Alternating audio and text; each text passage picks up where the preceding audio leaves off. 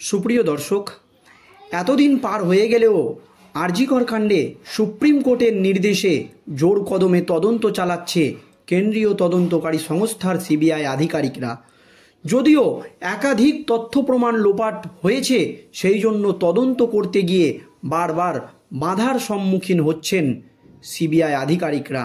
কিন্তু সুপ্রিম কোর্টের প্রধান বিচারপতি DY চন্দ্রচূড় পরিষ্কার জানিয়ে দিয়েছেন, সিবিআই ঘুমিয়ে নেই, তদন্ত ঠিক পথেই চলছে।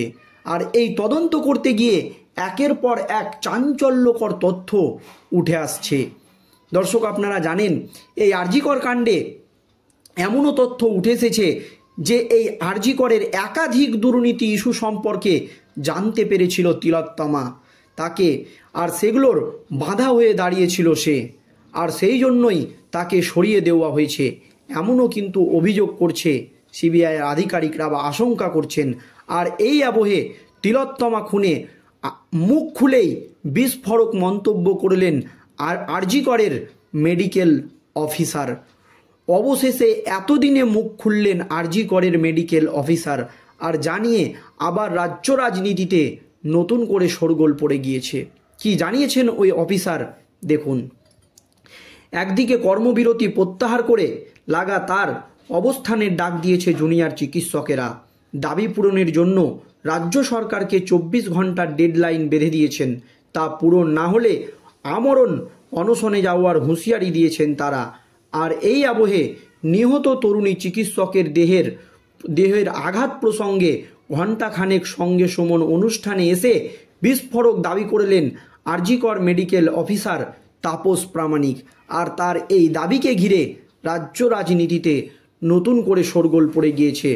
প্রশ্ন তুললেন ময়না তদন্তের রিপোর্ট নিয়ে। তিনি বলেন, আন্দোলন হওয়া একটা বড় কারণ। কলকাতা পুলিশ প্রথম থেকেই বলছে সঞ্জয় রায় সিভিক ভলেন্টিয়ার অভিযুক্ত, কিন্তু অনেকেই দাবি করছে এই সঞ্জয় রায়কে বলির পাঁঠা করা হচ্ছে। এর সঙ্গে আরও কোনো বড় মাথা জড়িত রয়েছে। কেন দাবি করছে শুনুন।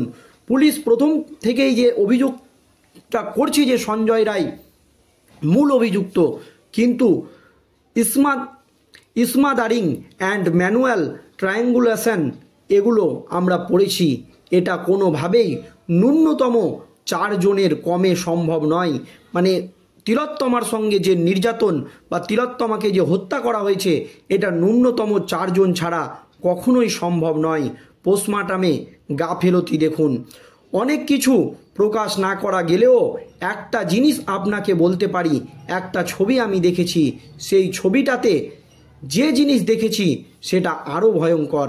এখানে লেখা আছে নো ফ্র্যাকচার, নো ডিসলোকেশন। আমি বলছি যে ছবিটা দেখেছি সেখানে দুটো পায়ের অ্যাঙ্গেল প্রায় 90 ডিগ্রি। এটা সম্ভব নয়। উইদাউট যখন ডেলিভারি হয় গাইনোকোলজিস্টরা করেন লিথোটমি পজিশন, তখন এই রকম অ্যাঙ্গেল হওয়ার সম্ভব নয়। এর অর্থ পেলভিক এখানে হয় ডিসক্লোজেন আছে বা ফ্র্যাকচার আছে, কিন্তু ময়না তদন্তের রিপোর্টে বলছে নো ডিসক্লোজেন, নো ফ্র্যাকচার। তার কারণ হচ্ছে আরজিকরের পোস্টমর্টমের আমরা যতদূর জানি কোনো এক্সরে হয় না। আমার কাছে একজন আইনজীবী যিনি হাইকোর্ট সুপ্রিম কোর্টে লড়াই করেছেন, তিনি আমার কাছে জানতে চেয়েছিলেন এই পোস্টমর্টমের রিপোর্ট, আর এই পয়েন্টগুলোই আমি বলেছিলাম যে এক্সরে করা হয়েছে কিনা সেটা জানতে চাওয়া হোক।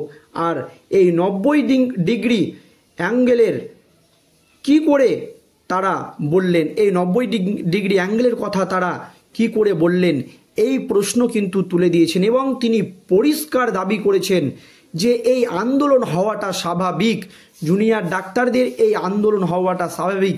কারণ কলকাতা পুলিশ যেখানে প্রথম থেকেই বলছে যে সঞ্জয় রায় মূল অভিযুক্ত, কিন্তু ইসমাদারিং অ্যান্ড ম্যানুয়াল ট্রায়াঙ্গুলেশন এগুলো আমরা কিন্তু পড়াশোনা করেছি।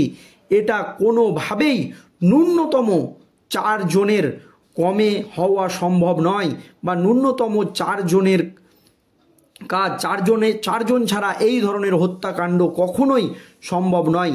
এগুলো নিয়ে আমরা পড়াশোনা করেছি।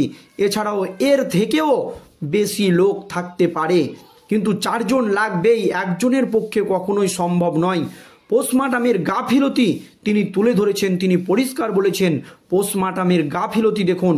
অনেক কিছু প্রকাশ করা না গেলেও একটা জিনিস আপনাকে বলতে পারি, একটা ছবি আমি দেখেছি, সেই ছবিটাতে যে জিনিস দেখেছি সেটা আরও ভয়ঙ্কর।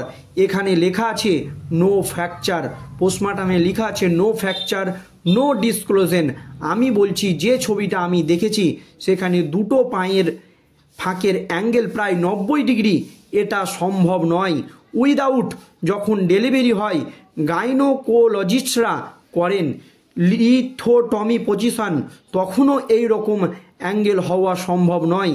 এর অর্থ পেলভিক এখানে হয় এবং ডিসলোকেশন আছে বা ফ্র্যাকচার আছে, কিন্তু রিপোর্ট বলছে নো ডিসলোকেশন নো ফ্র্যাকচার। তার কারণ হচ্ছে আরজি কর পোস্টমর্টমে আমরা যতদূর জানি এক্স-রে হয় না।